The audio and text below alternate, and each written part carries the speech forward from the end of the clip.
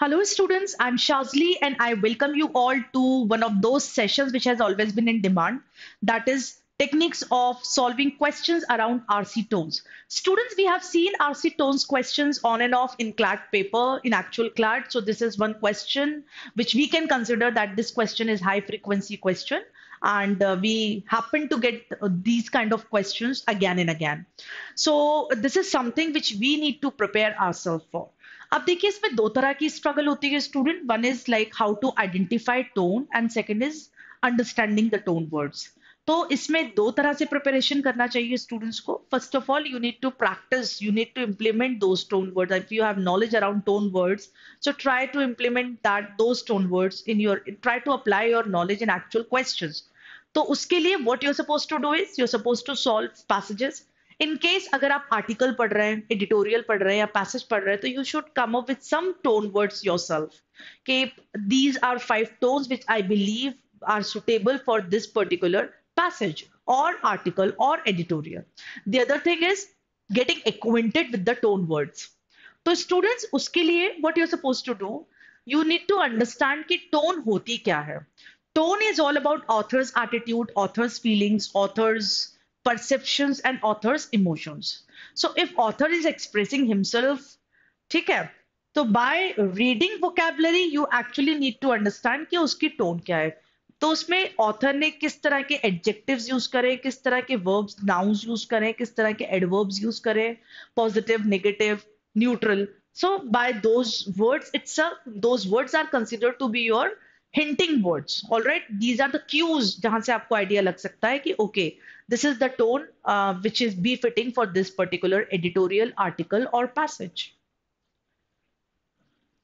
तो अब आप देखिए, हाँ, कीवर्ड्स फॉर ऑथर्स टोन. एक तो वर्ड चॉइस, जैसे मैंने यहाँ पर दिखा है, glorious, radiant suggest a positive tone, gloomy and dreary suggest the negative tone.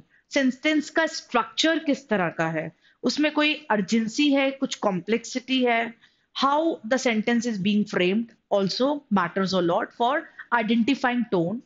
A level of formality, tone can be formal, informal, conversational, depending on the audience the author is addressing. Then emotional or intensity, sorry, like how intensely a particular thing is written. तो उसमें actual author के emotions comes into play. All right, अब देख सकते हैं students, मैंने यहाँ पे बड़े क्लस्टर्स बनाए हैं. मैंने कुछ टोन्स लिखी हैं जो मैंने डिवाइड कर दी पॉजिटिव, नेगेटिव एंड न्यूट्रल में. एंड ये तो कुछ वर्ड्स मैंने यहाँ पे एड्रेस करें. The list can continue. आप अपना एक क्लस्टर बना सकते हो positive, negative and neutral tones का, एंड आप उसमें मल्टीपल टोन लिख सकते हो. So we can expect approximately 300 to 400 words in around tones. मतलब आपको अगर टोन्स के लिए याद करना है वर्ड्स, तो approximately 400 words, I think that those words should suffice the need. अभी मैंने यहाँ पे क्या करा है स्टूडेंट्स, पॉजिटिव में कुछ टोन्स वर्ड्स लिखे, जैसे एफरवेसेंट. एफरवेसेंट का मतलब होता है लाइवली, चीयरफुल, बबली. अब अगर आप यहाँ पे एक पिकनिक का सीन डिस्क्राइब कर रहे हैं, that students were playing, alright, we were so excited to go for a picnic and all, तो उसमें एफरवेसेंट टोन हो सकती थी, पॉजिटिव टोन हो सकती थी. सैंग्विन का मतलब होता है optimistic, specially in a negative situation. Alright, कि time will, every cloud has a silver lining. ये जो कोटेशन मैंने आपके सामने बोला है, every cloud has a silver lining, that itself suggest sanguine tone, cheerful optimism कि some good time will also come. जैसे विंटर चल रहा है, बहुत लंबे चल रहा है, तो after this there will be spring season as well. So you have that hope, तो that is sanguine. Exuberant is filled with high spirit, energy और एक्साइटमेंट. आपका रिजल्ट अच्छा आया, everybody was celebrating your result, अब आप इस तरीके का कुछ नरेशंस लेकर आ रहे हो, तो that is considered to be exuberant. Luminous, luminous, radiantly high, bright, symbolizing positivity. किसी चीज में all is well, तो ये जो quotation था, that itself is luminous. Euphoric, जिसमें joyous feeling हो, all right, तो वो कुछ भी हो सकता है, कुछ भी in the sense कि आपके आर्टिकल को जब आप पढ़ते हो तो you actually get to know. जैसे AI के बारे में बहुत कुछ ऐसा लिखा है which is considered to be euphoric, all right, या rhapsodic, या magnanimous, या ल्यूमिनस. तो आप उसमें से टोन बता सकते हो कि भाई ये अच्छी इन्वेंशन है एआई. ऑलराइट, उसमें नेगेटिव भी, न्यूट्रल भी लिखा जा सकता है कि भाई there are some benefits, there are some negative aspects of AI as well, तो वो न्यूट्रल टोन में भी आ सकता था. दैट डिपेंड्स कि आपने उस चीज को किस तरह से लिखा है. नेगेटिव टोन देखिए, ल्यूगुब्रियस, लुकिंग और साउंडिंग सैड और डिसमल। अब जैसे किसी का एक्सीडेंट का केस है, ऑलरेडी somebody died, उसके बारे में आपने यहाँ पे कुछ लिखा है, तो that is around lugubrious tone. Malevolent का मतलब होता है when you attack on other, मतलब you are very hazardous harmful tone, आप किसी के ऊपर अटैक कर रहे हो, कुछ इस तरीके की टोन है। ऑलरेडी आपको बातचीत से अंदाजा लग रहा है कि somebody is trying to harm others, तो harmful is malvolent। Vitriolic is extremely bitter or harsh in tone. And then we have got despondent, feeling hopeless or downcast. Obfuscating basically is deliberately making something unclear, often to deceive others. जानबूझ के करते हैं ताकि किसी को अंदाजा ना हो. You want to deceive others. You don't want somebody to know everything. तो वो आपका obfuscating tone होती है. Mordant is sharp, biting, जैसे satire and sarcasm जो होते हैं, that can come under mordant. Okay? Then miasmic basically is describing oppressive, harmful, or corrupting in nature. Ambivalent, अब न्यूट्रल टोन आ गई। Ambivalent when you have mix feeling, you are happy at the same time you are sad, तो वो neutral हो गई आपके लिए। Indifferent when you don't have any concern, concern, lack of enthusiasm. Unperturbed, apathetic पे भी वही होता है, I don't give a damn kind of attitude, I don't care about something, तो that is apathetic when you don't have any concern, all right, for others, any interest, apathetic attitude. Now next, tone can be unperturbed, मतलब undisturbed, calm, composed. Impassive में भी वही होती है when you don't show your emotions, you don't express your emotion, it's something which is written just factually, but your actual feeling are not being reflected, तो वो आपकी tone हो सकती थी impassive. Pragmatic is practical, reticent is reserved, not speaking, silent or quiet. अब देख सकते हैं यहाँ पे students are, now I am sharing some words which are around writing style. तो राइटिंग स्टाइल को मैंने टोन्स के साथ ही एड्रेस करने का सोचा था, because these words can be considered as tone word as well as the writing style words. अब राइटिंग स्टाइल में मेजरली 4-5 राइटिंग स्टाइल्स होते हैं, they are very confusing for the students, जिसके अराउंड पास्ट ईयर पेपर में मैंने multiple questions देखे थे, जैसे आर्ग्यूमेंटेटिव, डिस्क्रिप्टिव, नरेटिव, एक्सपोजिटरी। ये ऐसे वर्ड्स हैं जो बार बार दिए जाते हैं एग्जाम में, students still I feel that students don't have that kind of clarity around them. So let me address all those important words. I think it falls onto me that I need to explain that in the class so that students have better approach while solving questions around tones and writing styles. तो अब देखिए students, यहाँ पे argumentative tone, argumentative में dispute negative नहीं होती, लड़ाई झगड़ा नहीं होता कि वो कंटेंशियस है या डिस्प्यूटेटिव है। Author takes his own stand, author expresses his views and try to justify with some supporting point. तो वो सपोर्टिंग पॉइंट्स दो होते हैं जो होते हैं वही आपके आर्ग्यूमेंट्स होते हैं। All right, argumentative tone. अब यहाँ पर देख सकते हैं what is the purpose. The primary goal of an argumentative tone is to persuade or convince the readers of a particular viewpoint, often by presenting evidence, reasoning and logic. Features, इसमें strong opinions, claims, arguments होते हैं, इसके counter arguments भी आप रखते हैं। Forceful क्यों होती है? Because you're trying to persuade reader. All right, you come up with your own points. जैसे एग्जाम्पल देखिए यहाँ पे लिखा है, it's essential for a society to take immediate action against the climate as the future of our planet depends on it. तो ये जो as the future of our planet depends on it is the आपका supporting point for the main point. Now descriptive tone में आपके जितने भी sensory imagery होती है, ऑल राइट, आपके जितने भी आपके 5 सेंसेस होते हैं, touch, smell, sound, taste, sight, तो वो आप एड्रेस करते हो। इट इज मोर और लेस इवोकेटिव इन नेचर। यहाँ पे आप अपने इमेजिनरी पॉइंट्स लेकर आते हो, आप इतना डिस्क्राइब, जैसे एक एग्जांपल देखिए, द गोल्डन रेज में साइट आ गया, the golden rays of the setting sun bathed in the sky in a fiery hues of orange and red, while soft rustling of leaves created a gentle rhythmic sound in the air. अब यहाँ पे gentle rhythmic rustling ये आपके sound words थे। ऊपर इन्होंने जो लिखा है the golden rays, that is sight. Okay, तो यहाँ पे it is more or less very much describing in nature. All right, addressing all those आपकी रिच एंड सेंसरी ऑर्गन्स। अब देखिए यहाँ पे narrative tone. Narrative tone basically किस तरह की होती है? When you novel is written, narration, story telling, narration, reporting, narration, जहां पे आप नरेट करते हो किसी चीज को। ऑल राइट, आप नरेट में क्या करते हो? You actually recount the events whether real और इमेजिन, बट आप एक उसमें स्टोरी टेलिंग होती है. It includes elements of plot, character, dialogue. The tone can vary depending on the story. Example, exciting, tragic, suspenseful और रिफ्लेक्टिव. राइटिंग स्टाइल, जैसे यहाँ पे आप देख सकते हैं, I remember the first time I saw the ocean is stretched out before me, vast and endless, and my heart raised with the thrill of adventure. तो यहाँ पे अपना ही एक पास्ट एक्सपीरियंस को आपने नरेट करा है. ऑल राइट, नाउ नेक्स्ट देख सकते हैं एक्सपोजिटरी. एक्सपोजिटरी में when you expose something for the first time, expository more less like आपकी फैक्चुअल होती है, ऑब्जेक्टिव इन नेचर होती है आपकी expository tone. When you expose something for the, when you reveal something for the first time. अब आप ये देखिए, photosynthesis is the process by which green plants use sunlight to synthesize food from carbon dioxide and water. It involves the green pigment, chlorophyll, and generates oxygen as a byproduct. तो ये क्या था? Expository, because you share the information. You are sharing the information. Now let's solve a few questions around RC tones. The question is on screen. Students, kindly solve.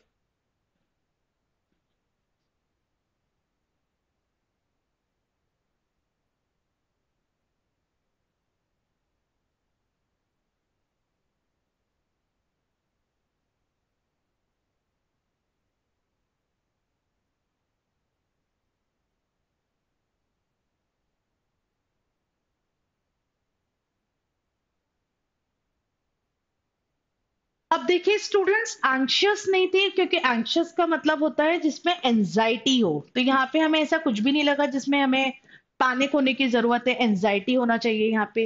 Peaceful evening है. All right, birds are chirping. जो birds की जो chirping थी, that faded into the distance.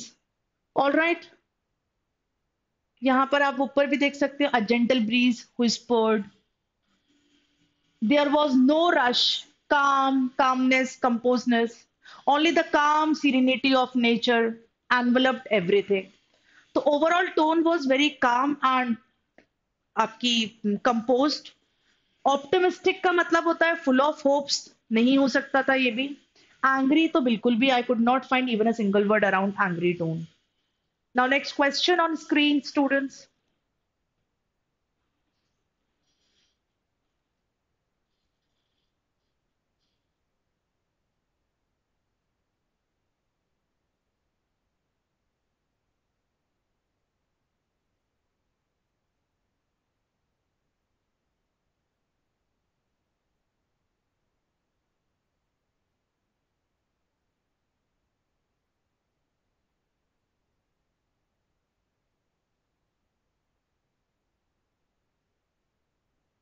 अब देखिए students, यहाँ पे actual में हमें फ्रस्ट्रेटिंग टोन नजर आई. जैसे यहाँ पर इन्होंने जो वर्ड्स यूज करे थे. अब despite the growing concern about economy, growing concern है, negative tone. Many feel that the promise made are empty, promises को आप एम्प्टी बोल रहे हो. All right, specially in unemployment rate continues to rise and inflation eats away at savings. Citizens grow more frustrated with each passing day. तो by these words we actually got to know कि tone आपकी frustrated थी. Indifferent का मतलब होता है lack of concern. तो यहाँ पे कंसर्न तो बिल्कुल नजर आ रही है हमें साफ. That author is quite frustrated talking about the current economy. ठीक है, अब देखिए students, next question on screen.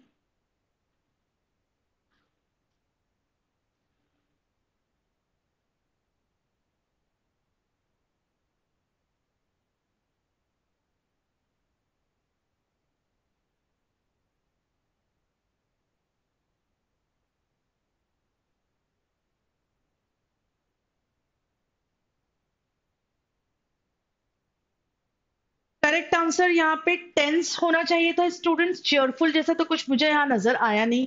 ओमिनसली का मतलब ही होता है आपका कि something bad is going to happen. People hurried down the streets, heads down their umbrellas, struggling against. यहाँ पे people hurried down. All right, warning भी है यहाँ पे, तो something around warning. Cheerful, relax and neutral तो बिल्कुल नहीं हो सकता था, टेंस्ड एनवायरनमेंट था, कंसर्न था। तो आपका tense should be the correct answer. Next question on screen.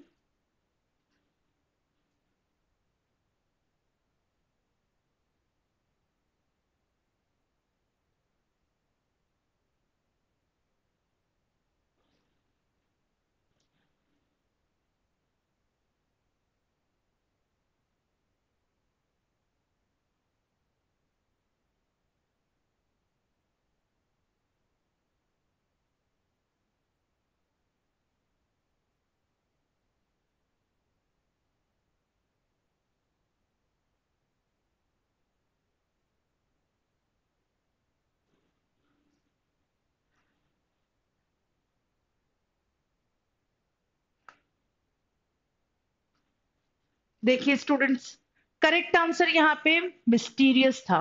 क्यों? देखिए यहाँ पे, when Sarah entered the room, her all eyes were on her. अब सबकी नजरें उसके ऊपर थी, वो कॉन्फिडेंस के साथ खड़ी थी। एक्सियूडिंग का मतलब होता है आपकी oozing confidence, releasing confidence, exuding confidence and grace. उसकी जो स्माइल थी वो काफी वार्म थी, लेकिन मिस्टीरियस भी थी। All right, yet mysterious, as if she held to the answer to question no one dared ask.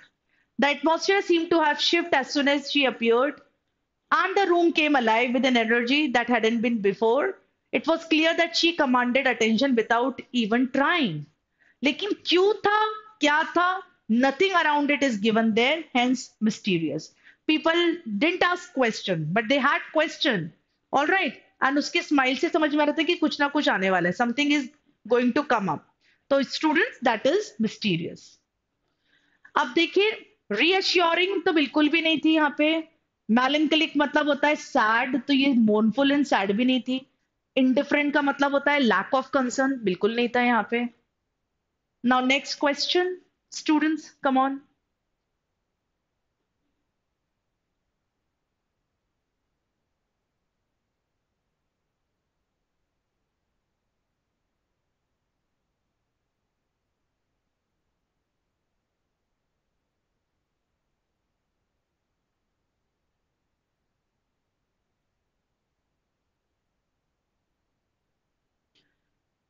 The ancient forest, यहाँ पे देखिए students, a sense of foreboding hung heavy, almost palpable pressing। Foreboding यहाँ पर दिया है already. अब देखो यहाँ पे लूम बिफोर देम, एक एंशियंट फॉरेस्ट था which loomed before them, ठीक है। A labyrinth of large trees and overgrown vines, each step further entangling them into oppressive। अब यहाँ पे oppressive embrace दिया हुआ है बच्चा। The air was thick with the scent of damp earth and decay. The canopy above blocked out most of the sunlight, ठीक है। Casting the forest floor in an eerie मतलब weird twilight. Even rustle of leaves seemed to carry a whisper of something unseen, जो हमें नहीं पता। All right, lurking just beyond the reach of dim light, light भी dim थी। Uncanny stillness थी वहां पे, as if time itself had slowed, waiting for something ominous to unfold. Ominous मतलब कुछ बुरा होने वाला है। कुछ बुरा होने वाला है बच्चा, तो एप्रीहेंसिव कह सकते थे इसको। फोरबोर्डिंग का मतलब ही होता है feeling of apprehension, something bad is going to happen. Apprehensive tone हो सकती थी। फोरबोर्डिंग, फोरबोर्डिंग का मतलब ही एप्रीहेंसिव होता है, ठीक है। अनईजी भी हो सकता था इसमें, सस्पिशन भी था, ठीक है। तो सस्पिशियस टोन भी थी, अनईजी टोन थी, that something bad is going to happen. अब how to go about with learning vocabulary, तो हमने देखा स्टूडेंट्स टोन के क्वेश्चन सॉल्व करके। I am sorry if I have not explained any word. Jubilant का मतलब होता है happy, extremely happy in fact. Tranquil is calm and composed. And melancholic का मतलब होता है सैड। ठीक है, चलिए। तो आप देख सकते हैं स्टूडेंट्स, मैंने आपको बताया था कि you must learn vocabulary in forming some clusters. मैंने एक ही वर्ड लिया है यहाँ पे, that is harsh. Harsh cluster में मैंने कितने वर्ड्स लिखे हैं? Acerbic 1, bitter, caustic, cynical, derisive. Then आपकी ये सारे के सारे वर्ड्स आर अराउंड हार्शनेस। ठीक है, तो कितने वर्ड्स? 1 2 3 4 5 6 7 8 9 10 11 12 13 14 15 वर्ड्स। तो हार्श के क्लस्टर में मैंने 15 सिनोनिम्स या रिलेटेड वर्ड्स लिखे हैं। आइदर सिनोनिम्स और रिलेटेड वर्ड्स। रिलेटेड मतलब ऐसे वर्ड जो सेम आपके फीलिंग को शेयर करते हैं, सिमिलर काइंड ऑफ फीलिंग को शेयर करते हैं। तो आप देख सकते हैं स्टूडेंट्स, इस तरह से आप क्लस्टर्स बनाओ। हार्श, हार्श में आपने ये सारे वर्ड्स लिखे, acerbic, bitter, caustic, cynical, derisive, disparaging, haranguing, then incisive, jarring, mordant, pernicious, scathing, severe, stern, vitriolic। सारे के सारे वर्ड्स में थोड़े बहुत चेंजेस होंगे इमोशंस में, but more or less they are all the same in single, and that those words can be learned in single cluster. So this is a very effective technique of learning vocabulary. Please do follow learning words with this. अब आप देखिए, vitriolic, filled with malice or anger and often used in a sharply critical or bitter manner। तो अगर bitter manner होगा तो harsh हुआ बच्चा। इसी तरह से बहुत सारे वर्ड्स आप इसमें से देख सकते हैं। सीवियर भी देखिए, स्केदिंग में भी क्रिटिकल है, ऑल राइट, हर्टिंग टोन है। तो please learn words in clusters, especially the tone words can be learned in clusters. Every day if you learn one cluster, the need will be sufficed. All right students, that's all for today. I hope you enjoyed the session. I hope you learned the technique of learning vocabulary. Clustering is the key. So that's all for today students. Thank you so much. Bye.